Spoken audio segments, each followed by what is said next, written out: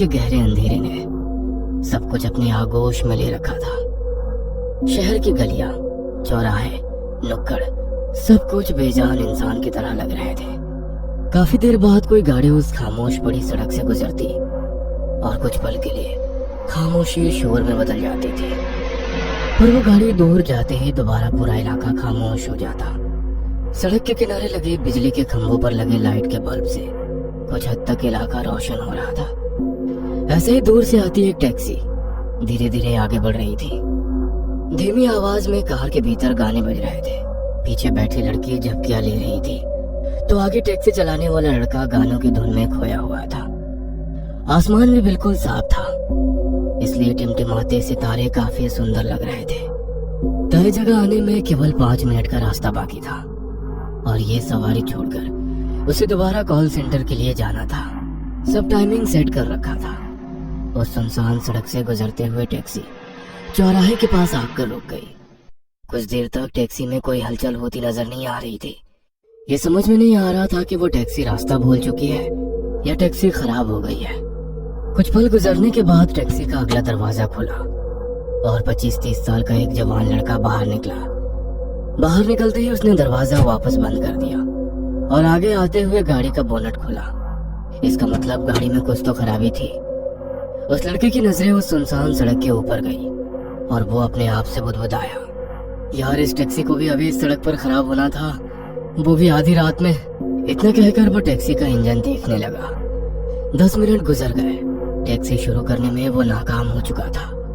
तभी टैक्सी का पिछला दरवाजा खुला और एक 20-22 साल की खूबसूरत लड़की बाहर निकली। सामने जाकर देखा तो वो लड़का इंजन में कुछ कर रहा था। भैया क्या हुआ? वही देख रहा हूँ। और कितनी देर लगेगी? कुछ कह नहीं सकता मैम, शायद आपको दूसरी टैक्सी करनी पड़ेगी। दूसरी टैक्सी? इतनी रात को? वो लड़की परेशान हो गई। आप चिंता मत कीजिए, मैं आपके लिए दूसरी टैक्सी का इंतजाम करता हूँ। इतना कहकर उसने अपनी जेब से मोबाइल निकाला और कॉल लगाने लगा। काफी देर मशक्कत करने के बाद भी किसी भी गाड़ी का इंतजाम ना हो सका। रात के 2 बजने को थे।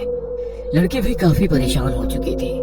भैया मुझे अब यहाँ से कुछ ही दूर जाना है, मैं चली जाऊंगी। अरे नहीं मैडम, आप मेरी जिम्मेदारी है, आपको अकेले नहीं जाने दे सकता। मैं भी आपके साथ चलता हूँ। गाड़ी का बोनट वैसे ही रखकर वो दोनों फ्लैट की तरफ चलने लगे। वैसे तुम और भी काम करते हो या टैक्सी ही चलाते हो? जी, और भी एक नौकरी करता हूँ, स्कूल में चपरासी की नौकरी। तनख्वाह कम है इसलिए। वैसे आप कौन सा जॉब करती हैं? मैं कॉल सेंटर में काम करती थी। करती थी मतलब? कुछ दिन पहले एक कार एक्सीडेंट हो गया और मेरी जॉब छूट गई। मतलब आपको बेड रेस्ट दी होगी, इसलिए ज्यादा छुट्टियाँ लेने की वजह से आपको नौकरी से निकाला होगा।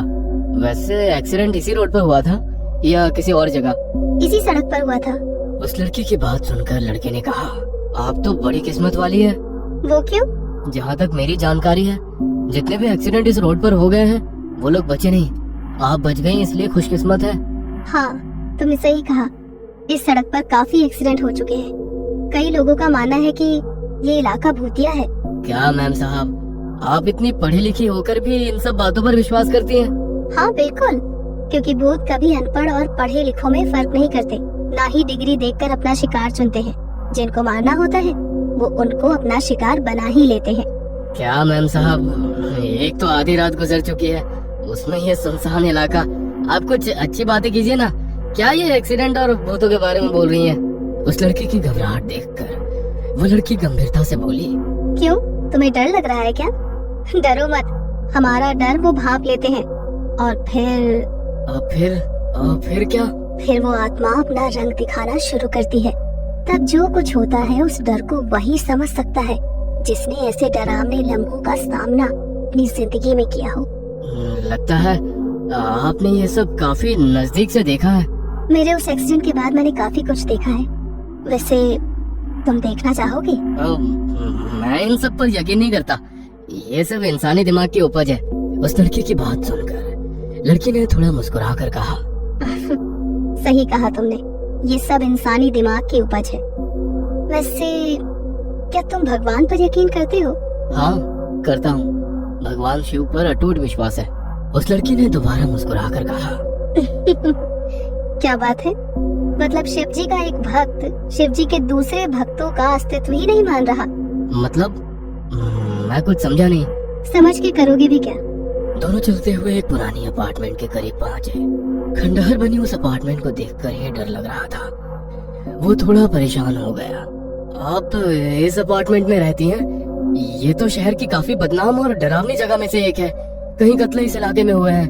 मैं यहाँ नहीं, इस अपार्टमेंट के पीछे वाले अपार्टमेंट में रहती हूँ। इतना कहकर उसने उस लड़के की तरफ देखा और बगैर कुछ बोले चलने लगी। दोनों चुपचाप खामोशी से चलते रहे। तभी चलते हुए उस लड़की ने कहा, अरे यार, मेरा पर्स तो तुम्हारी टैक्सी में ही रह गया। और रुकिए मैडम, मैं लेकर आता हूँ। कोई बात नहीं, तुम यहीं रुको, मैं लेकर आती हूँ। और अजीब सी मुस्कुराहट उसके चेहरे पर छा गई। वो बगैर कुछ बोले उस सुनसान इलाके को निहारता चुपचाप खड़ा रहा। उस अपार्टमेंट के इलाके में खड़े ऊंचे पेड़, वो जानलेवा खामोशी, रात के समय अपार्टमेंट के बंद फ्लैट पर उल्टे लटके चमगादड़, सब काफी डरावना लग रहा था। वो लड़की पीछे मुड़कर चलने लगी। वो उसी को ही देख रहा था। रात के अंधेरे में उसका इस तरह रुकना उसे काफी अजीब लग रहा था। चलते चलते कुछ कदम जाकर वो एकदम से रुक गई। वो थोड़ा परेशान हो गया। वो कुछ बोलता इससे पहले उसने एक बार मुड़कर देखा और दोबारा चलती हुई गलियारे से निकलकर कार के पास पहुंच गई। कार का दरवाजा खोला और देखा तो पर्स वहीं सीट पर पड़ी हुई थी। पर्स उठाई और वो मुड़कर जाने लगी। तभी टैक्सी के नीचे से टैक्सी वाला बाहर निकला। उसके कपड़े काफी गंदे हो चुके थे। आगे जाते हुए गाड़ी का खुला बॉनेट बंद किया और अंदर बैठते हुए उसने कहा, चलिए मैडम, काफी मशक्कत के बाद टैक्सी ठीक हो गई। वैसे आपकी किस्मत अच्छी है। उस लड़की के पैरों के नीचे से जमीन सरक गई थी। उसे पीछे उस अंधेरी गली की तरफ देखने की भी हिम्मत नहीं हो रही थी। पर उस लड़की के पीछे अंधेरी गलियारी में उस लड़के की नजरें गई और वो सहम गया। उसके मुंह से शब्द नहीं निकल रहे थे। बिना पीछे देखे वो लड़की टैक्सी में बैठी और अगले ही पल टैक्सी तेजी से वहां से निकली। लड़की काफी डर चुकी थी। कांपती हुई आवाज में उसने टैक्सी ड्राइवर से पूछा, तुम इतना क्यों डर गए? आपके पीछे उस अंधेरी गलियारी से कोई दौड़ता हुआ हमारी तरफ आ रहा था। शायद कोई चोर या लुटेरा होगा। उस लड़की ने कांपती हुई आवाज में कहा। वो चोर या लुटेरा नहीं था। तो फिर कौन था? अगर मैं बताऊंगी तो भी तुम मुझ पर यकीन नहीं करोगे। मतलब हुआ क्या है? अभी अभी मुझे हॉन्टेड एक्सपीरियंस हुआ। Haunted experience?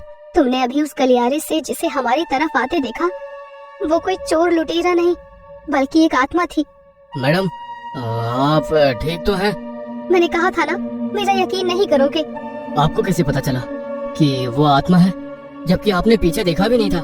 क्योंकि गाड़ी खराब होने के बाद मैं तुम्हारे साथ ही मेरे अपार्टमेंट की तरफ जा रही थी। मेरा पर्स तुम्हारी टैक्सी में छूटा था, इसीलिए वापस लौटी तो तुम अभी अपनी वही कार ठीक कर रहे थे। तुम्हें देख मैं हैरान रह गई, पर जब तुमने किसी के दौड़ कर आने का जिक्र किया तो मैं समझ गई कि बात कुछ और है। इतना कहकर उस लड़की ने पीछे झांक कर देखा तो सड़क पर एक इंसानी आकृति खड़ी नजर आ रही थी। ड्राइवर के सिर के पास लगे शीशे में देखकर बोली, सच कहूँ तो उस दिन हुए एक्सीडेंट में भी मैं बाल बाल बची थी और आज भी मैं बाल बाल बची हूँ। और पीछे की सीट पर आराम से बैठ गई। तभी उस लड़के ने कहा, मतलब तुम्हें अभी भी लगता है कि उस दिन की तरह तुम आज भी बचोगी? और गाड़ी की रफ्तार तेज करते हुए एक डरावनी मुस्कुराहट उस लड़के के चेहरे पर छा गई। पीछे सड़क पर खड़ा वो लड़का हैरानी से अपनी तेज रफ्तार कार को देखता रह गया। ये कहानी आपको अच्छी लगी हो तो हमें सब्सक्राइब करें